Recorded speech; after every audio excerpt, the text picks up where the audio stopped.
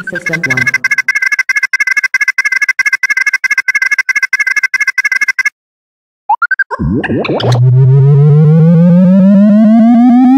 System 1 loaded. Assalamualaikum warahmatullahi wabarakatuh. Sahabat-sahabat XR, sahabat-sahabat ekonomi syariah. Pada video kali ini saya akan melanjutkan pembahasan soal nomor 3 ya. Soal KSM Kabupaten Kota 2019.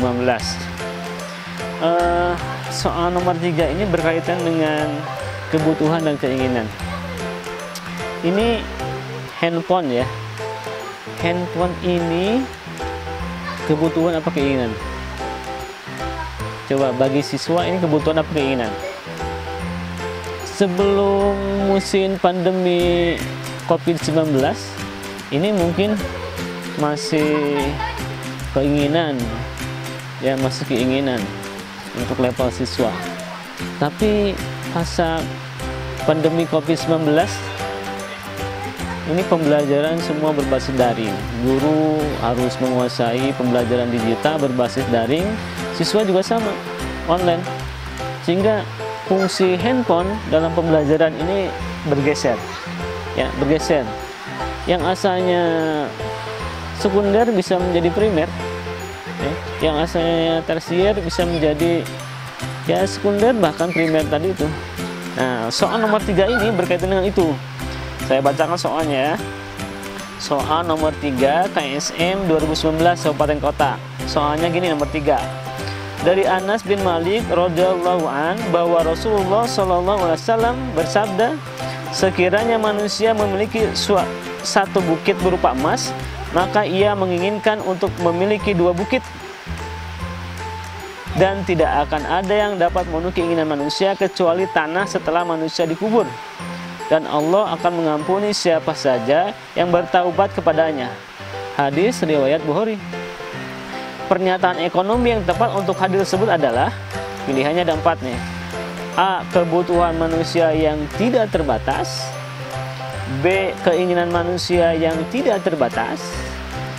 C. Kelangkaan sumber daya alam.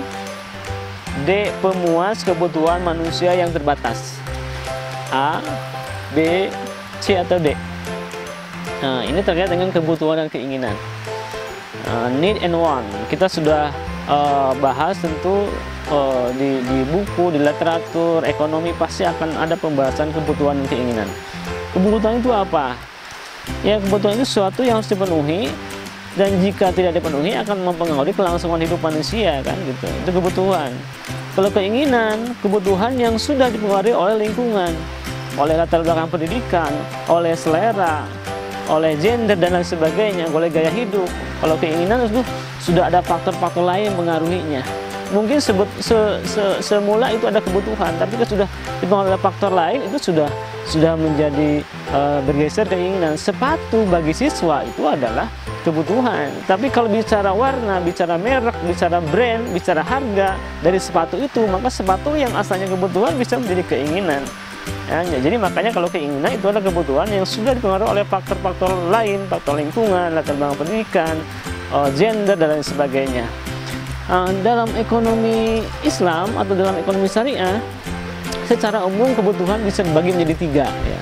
Pertama ada yang disebut dengan kebutuhan zaruriyat. Zaruriyat. Ya. Yang kedua ada kebutuhan hajiyat. Yang ketiga ada kebutuhan tahsiniyat.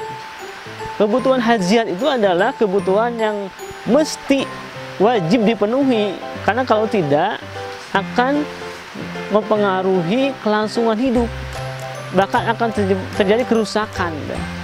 Sandang, pangan, papan itu kebutuhan dasar ya. Kesehatan juga sama ya.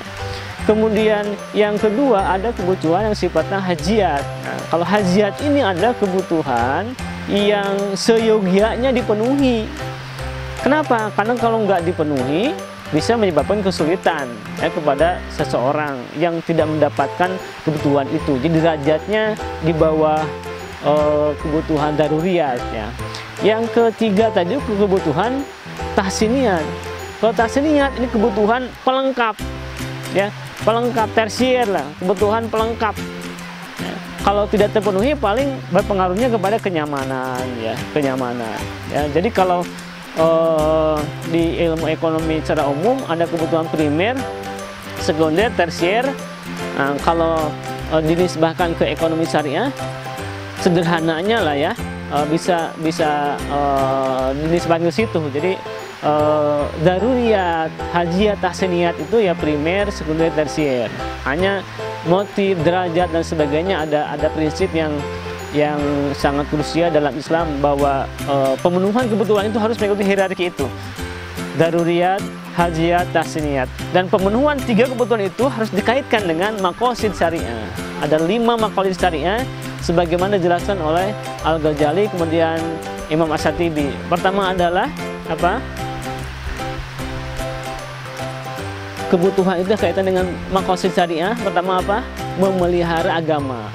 Din, memelihara agama. Yang kedua adalah memelihara jiwa, ya. Kemudian memelihara akal, ya. Kemudian memelihara keturunan. Terakhir adalah memelihara harta. Jadi terpenuhinya 3 kebutuhan tadi itu dalam rangka memelihara yang 5 tadi itu: agama, jiwa, akal, keturunan, dan harta. Nah, itu motif utama, tujuan utama terpenuhnya 3 kebutuhan itu yang kita kenal dengan maqasid syariah. Itu saja saya pikir sebagai pembahasan soal nomor 3 ini. Jadi kunci jawabannya untuk nomor 3 ini adalah keinginan manusia yang tidak terbatas, ya, keinginan manusia yang tidak terbatas. Jadi jawabannya B. Demikian. Assalamualaikum warahmatullahi wabarakatuh.